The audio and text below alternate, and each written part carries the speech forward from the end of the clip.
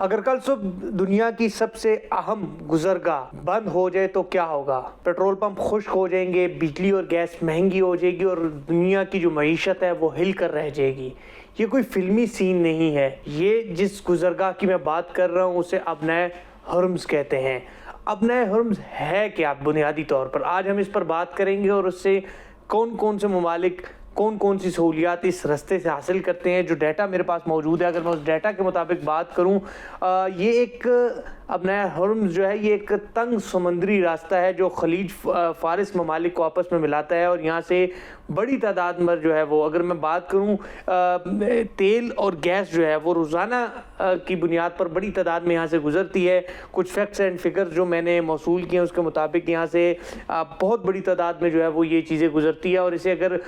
دنیا کا توانائی کی جو شہ رگ ہے وہ کہا جائے تو یہ غلط نہ ہوگا۔ یہ توانائی کی جو ہے وہ شہ رگ اس تنگ سمندری راستے کو کہا جاتا ہے، اور ایشیا کا بہت بڑا انحصار جو ہے وہ اس راستے پر ہے۔ 2025 کی جو رپورٹس ہے جو کچھ میں نے حاصل کی، اس میں جو ایشیا نے اپنی تمام تر درآمدات کا جو خام شدہ تیل کا 45% حصہ جو ہے وہ اس راستے سے حاصل کیا، اور یہ کسی بھی خطے کے مقابلے میں سب سے زیادہ ہے۔ اور صرف اس میں پیٹرول ہی نہیں ہے، اس میں نیفتیا کا تقریباً جو ہے وہ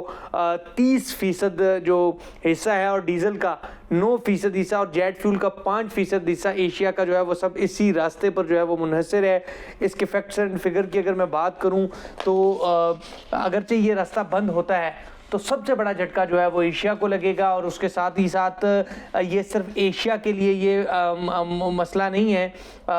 اس کے ساتھ ساتھ چین ہے، بھارت ہے، جاپان ہے، اور دیگر ممالک جو ہیں وہ اس سے متاثر ہوں گے۔ اور باقی اگر میں دنیا کی صورتحال کی بات کروں تو ایشیا سے ہٹ کر جو ہے وہ یورپ بھی تقریباً جو ہے وہ 40% جیٹ فیول اور مٹی کا تیل جو ہے وہ اسی راستے سے آتا ہے۔ ان کا افریقہ کا 41% جیٹ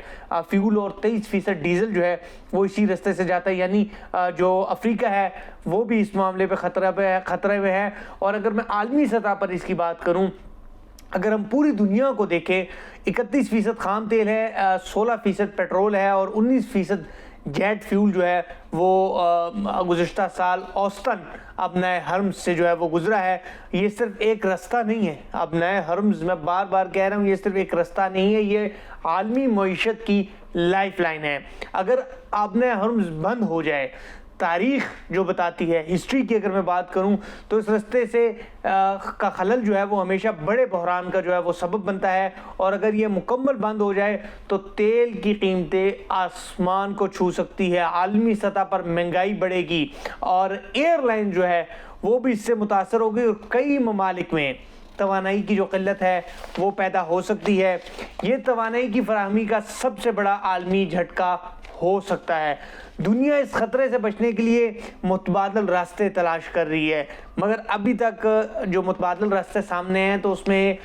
قیمتیں ویسے ہی بڑھ جاتی ہے، بہت لمبا سفر ہوتا ہے، اور ابنائے ہرمز آسان طریقے سے ایک مختصر وقت میں یہ تمام ترسیل کرتا ہے، اور قابل تجدید توانائی پر زور دے رہی ہے اس وقت دنیا، اور اسٹریٹجک ذخائر بھی بنا رہے ہیں اس کے متبادل حل میں۔ جبکہ ابنائے ہرمز کی اگر میں بات کروں، جب سے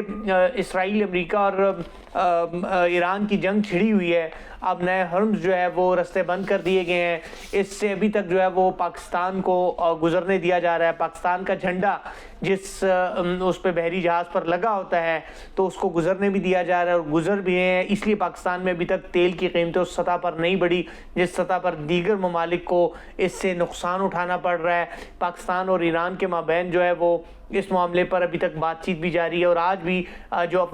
جو ایران کے وزیر خارجہ ہے عباس عراقچی، انہوں نے ایکس پر اپنا ایک پیغام بھی جاری کیا جس میں شکریہ پاکستان کا ہے، جس پر پاکستان کے وزیر خارجہ اسحاق ڈار نے بھی انہیں کہا کہ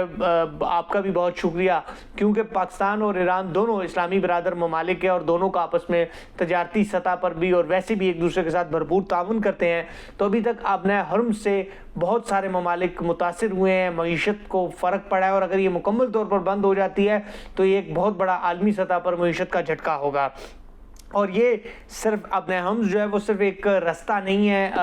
پانی کی پر ایک سمندری راستہ نہیں ہے، یہ دنیا کی معیشت کی نبض ہے، اور آپ بھی جانتے ہیں کوئی بھی نبض اگر بند ہوتی ہے تو اس کے بعد پھر موت ہی واقع ہوتی ہے، اور اگر ابنائے ہرمز بند ہوتی ہے تو عالمی سطح پر معیشت کی کو جھٹکا بھی لگے گا اور اس کا جو اثر ہے وہ پوری دنیا پر پڑے گا۔ آپ نے ہم سے متعلق آپ کیا سوچتے ہیں، آپ کی کیا رائے ہے، ہمیں ضرور بتائیے گا۔ مجھے اجازت دیں، اگلی ویلاگ میں ملاقات ہوگی۔ اللہ نگہبان۔